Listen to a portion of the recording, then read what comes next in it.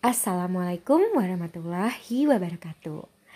Nah, video ini akan membahas mengenai kasus perjudian dalam materi perlindungan dan penegakan hak asasi manusia.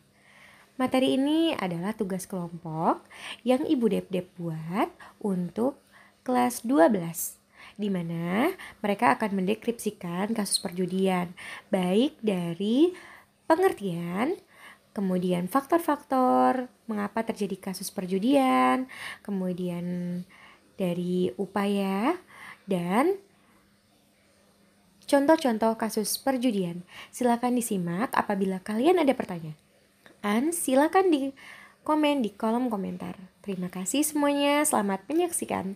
Wassalamualaikum warahmatullahi wabarakatuh.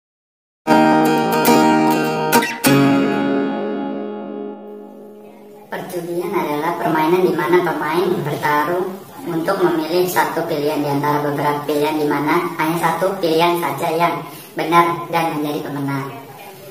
Pemain yang kalah taruhan akan memberikan taruhannya kepada si pemenang.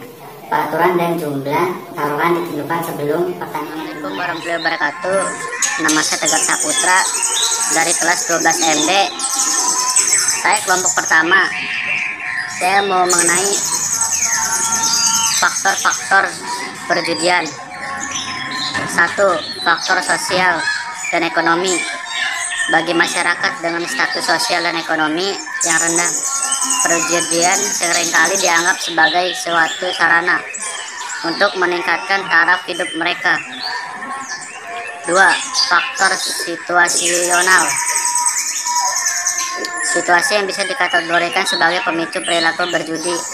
Di antaranya adalah tekanan dari teman-teman atau kelompok atau lingkungan untuk berpartisipasi dengan perjudian, dan metode-metode pemasaran yang dilakukan oleh pengelola perjudian. 3. Faktor belajar. Sangatlah masuk akal jika faktor belajar memiliki efek yang besar terhadap perilaku berjudi, terutama menyangkut keinginan untuk terus berjudi. 4. Faktor persepsi tentang probabilitas kemenangan. Persepsi yang dimaksudkan di sini adalah persepsi pelaku dalam membuat evaluasi terhadap peluang menang yang akan diperolehnya jika ia melakukan perjudian. Para penjudi yang sulit meninggalkan perjudian biasanya cenderung memiliki persepsi yang keliru tentang kemungkinan untuk menang. 5. Faktor persepsi terhadap keterampilan. Penjudi yang merasa dirinya sangat terampil dalam salah satu atau beberapa jenis permainan judi akan cenderung menganggap bahwa keberhasilan atau kemenangan dalam permainan judi adalah karena keterampilan yang dimilikinya. Mereka seringkali tidak dapat membedakan mana kemenangan yang diperoleh karena keterampilan dari mana yang hanya kebetulan semata. Bagi mereka, kekalahan dalam perjudian tidak pernah dihitung sebagai kekalahan, tetapi dianggap sebagai hampir menang, sehingga mereka terus memburu kemenangan yang menuntut mereka pasti akan didapatkan. Assalamualaikum warahmatullahi wabarakatuh. Nama saya Beli Firmansyah. Saya sini dari kelompok 1 yang menjelaskan tentang kasus perjudian. Nah, di sini saya akan menjelaskan tentang contoh-contoh kasus perjudian yang berada di Indonesia. Nah, di Indonesia judi itu ada banyak macamnya. Yang pertama kasino, lalu ada judi menggunakan kartu remi. Yang ketiga itu ada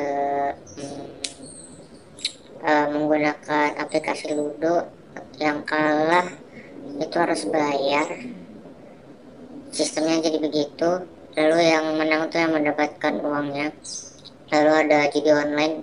Judi online itu menggunakan aplikasi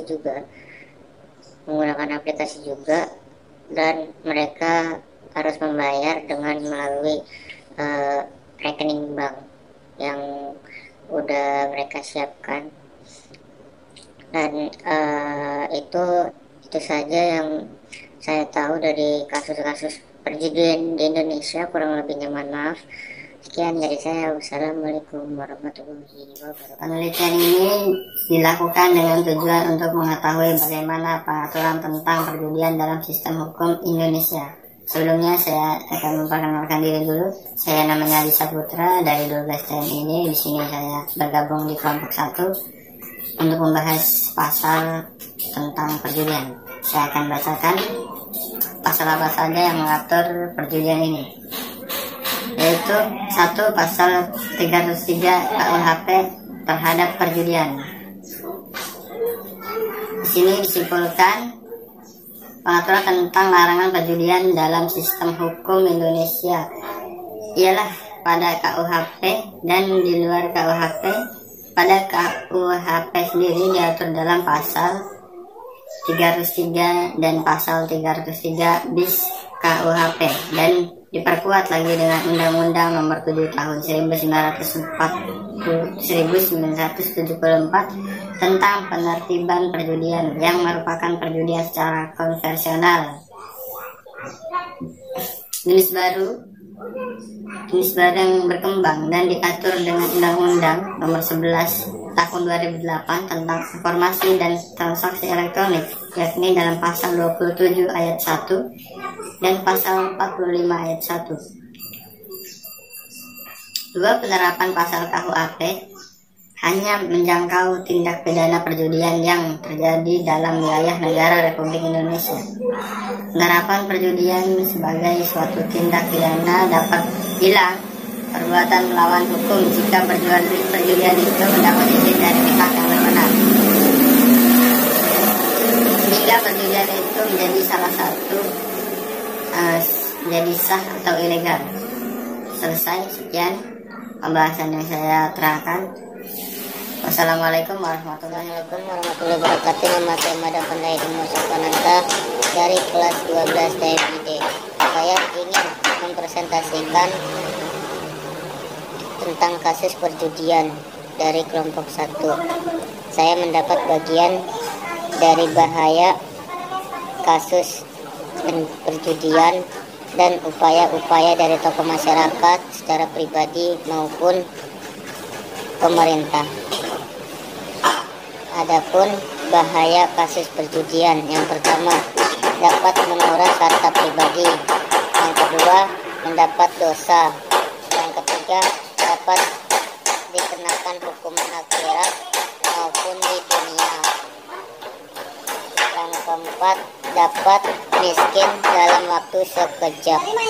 Yang kedua upaya mencegah kasus perjudian. Yang pertama ada dari tokoh masyarakat, yaitu melaporkan ke Pak RT ataupun Pak RW maupun ke kepolisian. Yang kedua dari pribadi untuk mencegah perjudian, yaitu jangan sampai tergoda dengan yang namanya perjudian. Dan yang ketiga dari pemerintah, yaitu jangan membiarkan seseorang melakukan perjudian ataupun membiarkan perjudian merajalela di Indonesia. Sekian dari saya. Wabillahi taufiq wal hidayah. Wassalamualaikum warahmatullahi wabarakatuh.